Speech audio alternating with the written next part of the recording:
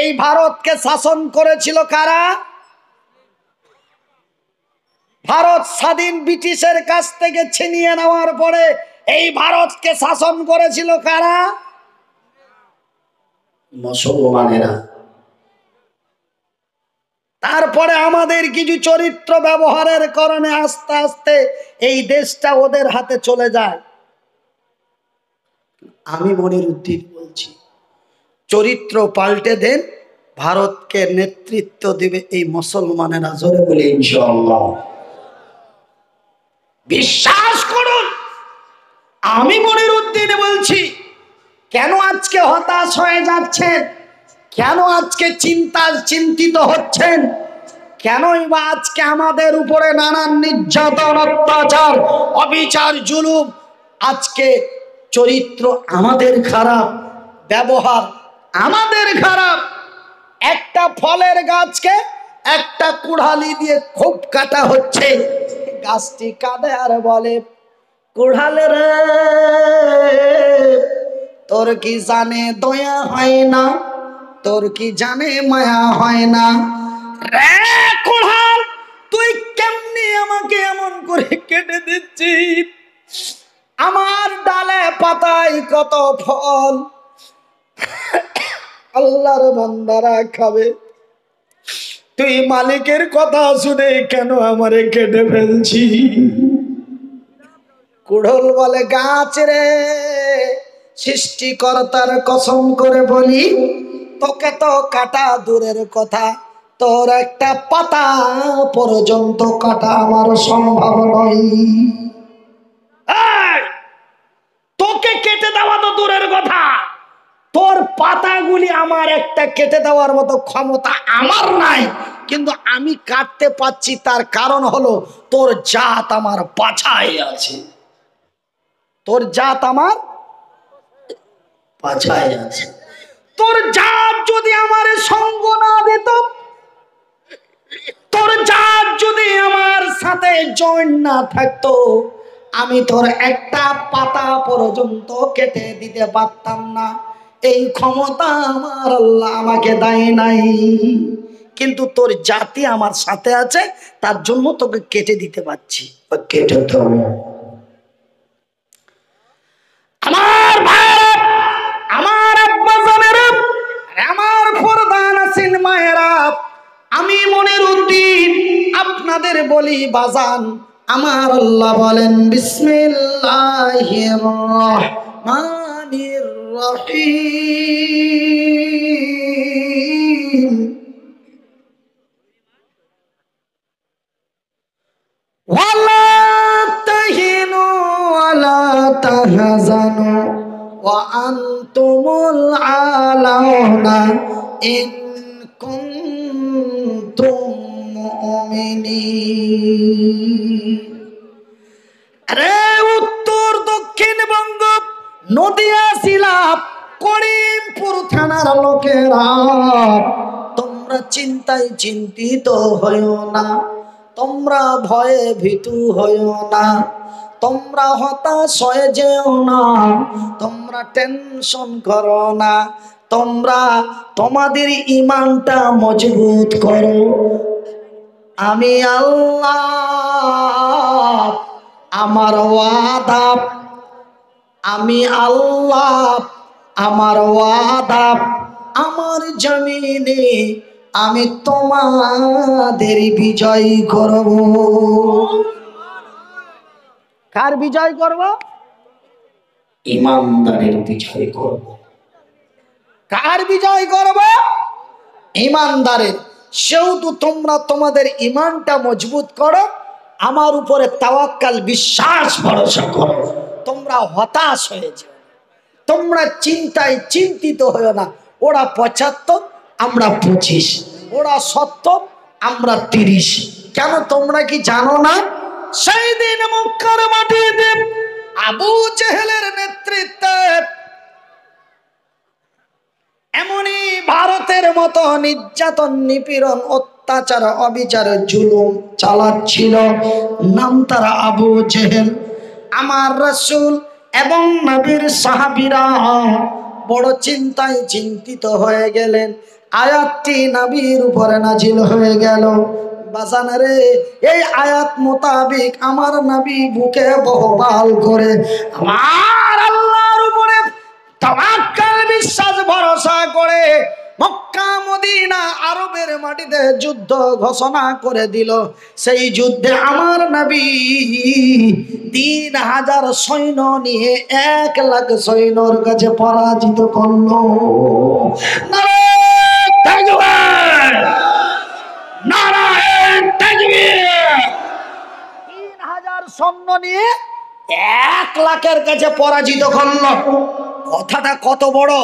তার মানে এর সাথে ছিল আমার আল্লাহর লক্ষ রহমতের ফেরেশতারা। আমার আল্লাহ বলেন, তোমরা যারা আমার হয়ে যাবে, আমি তোমাদের সাহায্যের হাত বাড়িয়ে দিই।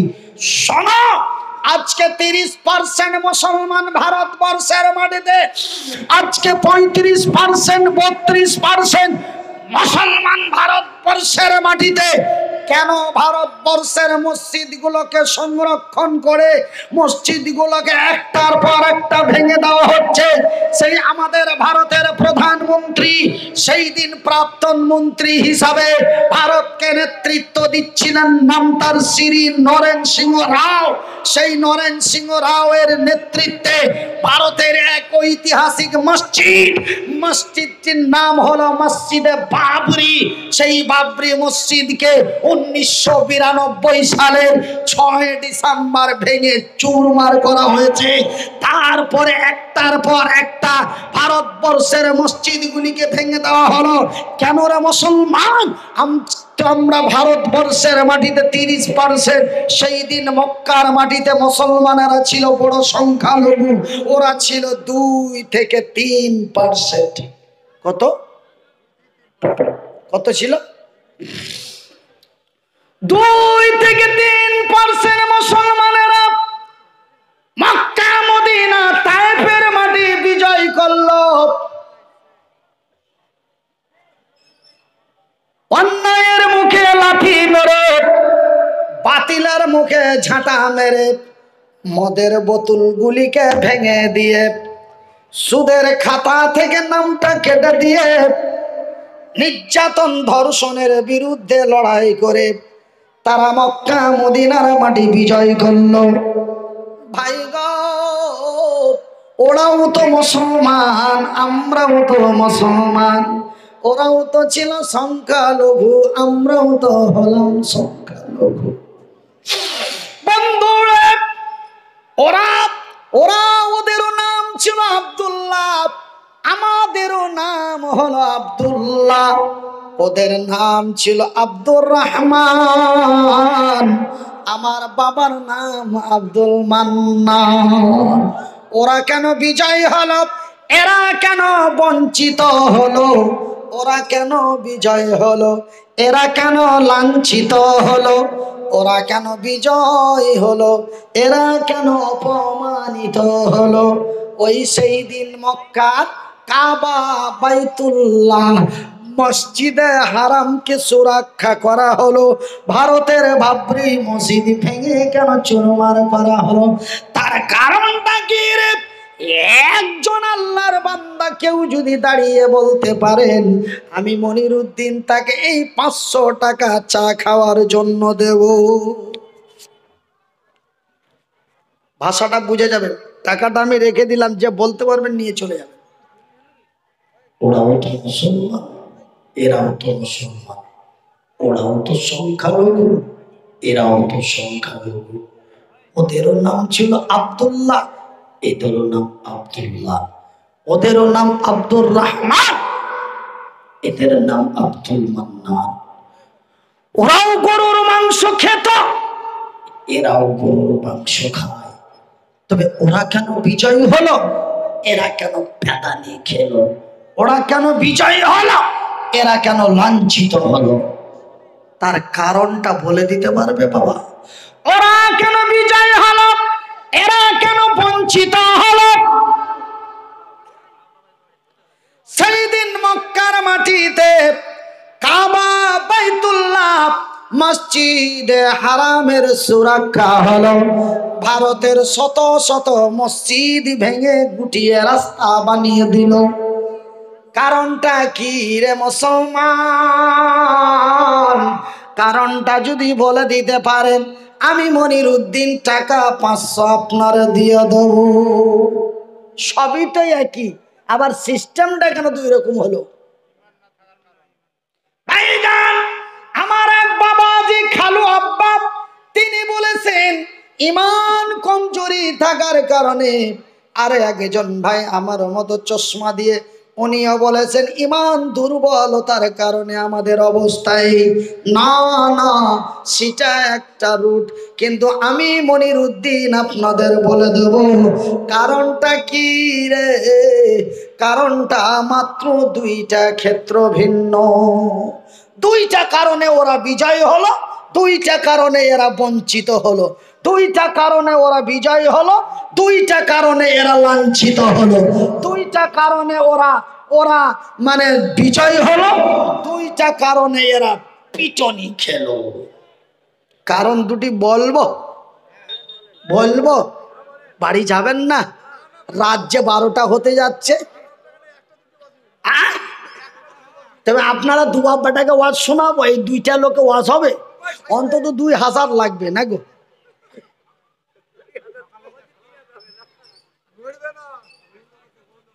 বলবো? বলবো, অবশ্যই বলবো। বলার জন্য এসেছি, আর বলার জন্যই ডেকেছি। আজকে যেই তারিখে আপনাদের এখানে ওয়াজ করি, এই তারিখটা 4 বার করে বুক হয়েছে, ক্যান্সেল হয়েছে, বুক হয়েছে, ক্যান্সেল হয়েছে, বুক হয়েছে, ক্যান্সেল হয়েছে। আপনাদের তারিখে এসে কাজ হয়ে গেছে, আলহামদুলিল্লাহ। তার মানে একটা ভাষা আছে, আমরা অনেকেই মানুষে মানুষে বলি যার যেখানে রুজি লেখা থাকে ওখানে তাকে পৌঁছাতেই হবে, আমার আল্লাহ তারে পৌঁছাবে। 4টা ডেট হওয়ার পরে 5 নম্বরে এসে আপনাদেরটা হলো। হঠাৎ কয়েকদিন আগে হয়েছে প্রোগ্রামটা, কেউ 8 মাস আগে নিয়েছিল, কি কারণে বাদ। আর একজন ফের নিল, কি কারণে বাদ। ফের 15-20 দিন পরে আর একজন নিল, ফের কি কারণে বাদ। আমার সাথে তো কথাগুলো হয় না, ওই জন্য আমি কারণ বলতে পারছি না। কেন ডেট নেওয়ার জন্য দেওয়ার জন্য আমার একটি ব্যক্তি রাখা আছে, ওনার সাথে কথা হয়, আলাপ হয়, সব কিছু হয়, ডেট নেওয়া দেওয়া। তো যাই বা হোক, আমার আব্বা জানেরা, আমার সোনার চানেরা, আমার শিক্ষিত বুদ্ধিজীবীগণ, দুইটা কারণ আমাদের মধ্যে স্পর্শ করে আছে।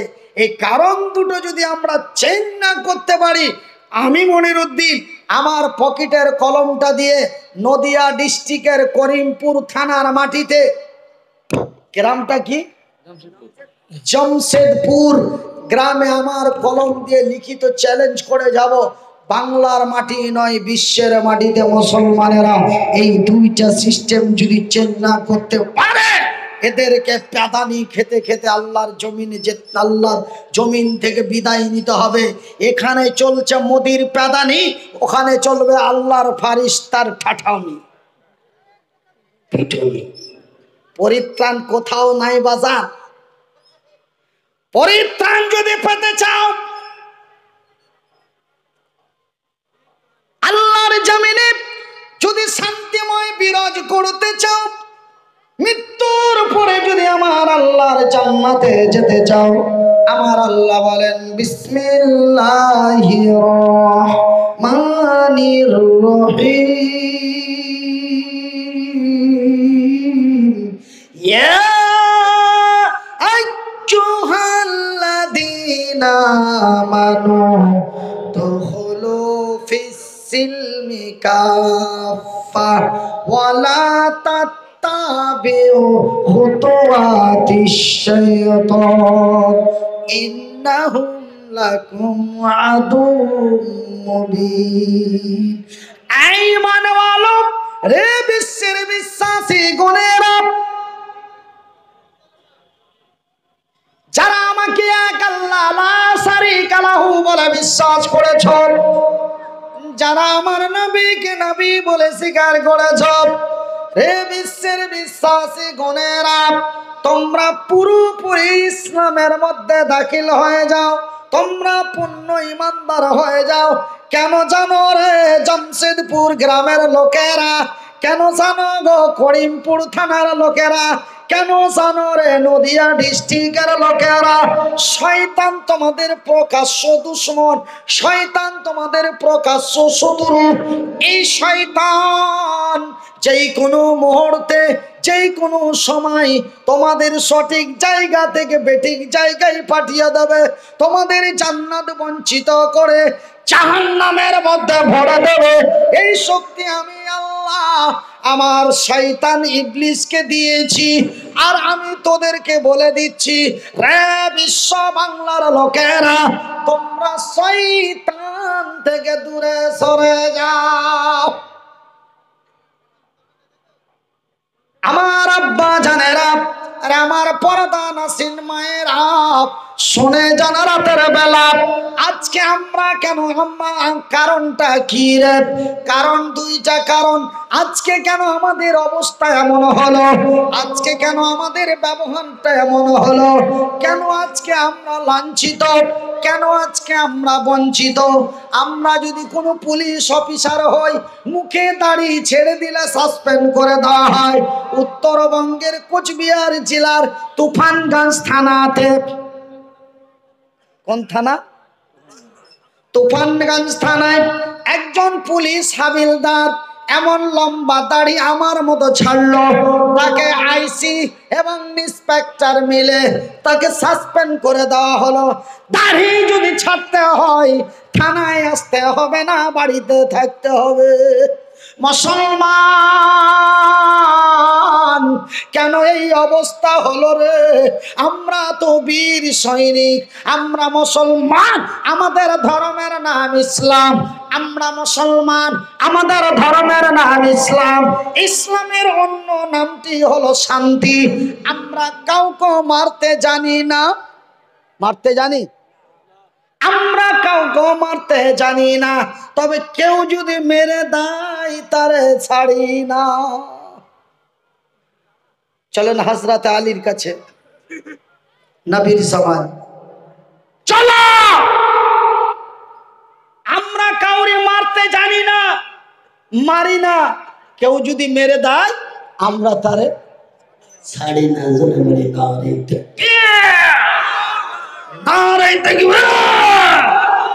আমার ভাইয়েরা, আমার বন্ধুরা, আমার রাসূল এবং আলীর কথা শুনে আমরা দুই চোখ দিয়ে ঝরঝর ঝরঝর করে পানি ফেললাম। আজকে আমরা বঞ্চিত শুধু দুটো কারণ নয়, একটা কারণ আপনাদের বলছি, দেখবেন এখন মাহফিল কতটা খালি হবে। এরা কেন লাঞ্ছিত, এরা কেন বঞ্চিত, আমি একটা কারণ আপনারাকে দেখাচ্ছি। এখন মাহফিলটার দিকে একটু তাকিয়ে দেখেন, দেখে নিলেন? এবার দেখেন এরা কেন প্যাদানি খাচ্ছে আর পিটনি খাচ্ছে আর জাহান্নামে যাচ্ছে। একটা ডকুমেন্টস দিচ্ছি আপনাদের। আমি মনির উদ্দিন এই জায়গায় বসে আমি বললাম, ভাইজান আমার নবী, আল্লাহর নবী, দয়ার নবী তায়েফের মাটিতে গেলেন কিছু দিনের আলোচনা শোনাবো বলে, কিন্তু হায়রে নিষ্ঠুরতা বসিরা আমার নবীকে রক্তাক্ত করে মারলো। আপনারা আমার নবীর কথা শুনে কলিজা যেন দুদ্দুর করে, চোখ দিয়ে পানি ছেড়ে যেন দাড়িগুলি ভিজে যায়। দেখেন এই যারা চোখ দিয়ে পানি ছেড়ে দাড়ি ভিজায় এরা হলো বড় আল্লাহর, এরা হলো নবীর শত্রু বলে কেমন করে তার উদাহরণটা দিয়ে দেন। ভাই গো, নবীর জীবনের কথা শুনে চোখ দিয়ে পানি ছেড়ে জামা ভিজিয়ে দিল। আর তারপরেই মনির উদ্দিন ভাই বলেন, মাম বানা লিল্লাহি মসজিদান বানাল্লাহু লাহু বাইতান ফিল জান্নাহ। সহিহ আল বুখারী। আমার রাসূল, কার রাসূল? বলুন কার রাসূল? আমার রাসূল। মানে আপনারা বলেন আমার রাসূল, আমার রাসূল দয়ার হাবিব তার নুরানি পবিত্র মুখ দিয়ে বলেন, মান বানা লিল্লাহি মসজিদান বানাল্লাহু লাহু বাইতান ফিল জান্নাত। রে জামশেদপুরের লোকেরা, রে করিমপুর থানা নদিয়া জেলার লোকেরা, আমি নবী বলছি, যারা আল্লাহর ঘর বানায় আল্লাহ তাদের ঘর বানায়। যারা এই যে দেখেন চাপ্পল হাতে করে নিয়েছে, আমি বলিনি আপনাদের যে লাঞ্ছিত তার কারণ আপনাদের দেখাচ্ছি, কতগুলো তার মধ্যে একটা দেখাচ্ছে। তবে আমার নবীর জীবনের কথা শুনে চোখের পানি ছাড়লো, আর আমার নবী তার পবিত্র মুখ দিয়ে বললেন, যারা আল্লাহর ঘর বানায়, মান বানা লিল্লাহি মসজিদান বানাল্লাহু লাহু বাইতান ফিল জান্নাত। যারা আল্লাহর ঘর বানায় আল্লাহ তাদের ঘর বানায়।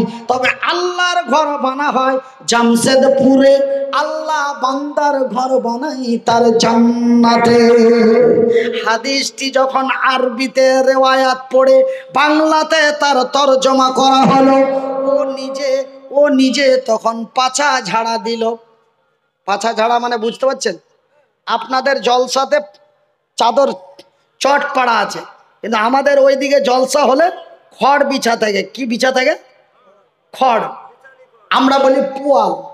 আমাদের মুর্শিদাবাদ, মালদা, উত্তর দক্ষিণ দিনাজপুর এই 4টা জেলাতে বলে পুয়াল। তো যখন মাওলানা মৌলভী সাহেব বুখারীর এই হাদিসটা পাঠ করলো, তখন এরা পাছা ঝাড়া দিল, মানে পুয়াল ঝাড়ছে। এবার ও চলে যাবে, ওয়াজ আর হবে না, মাওলানা এখন টাকা চাইবে।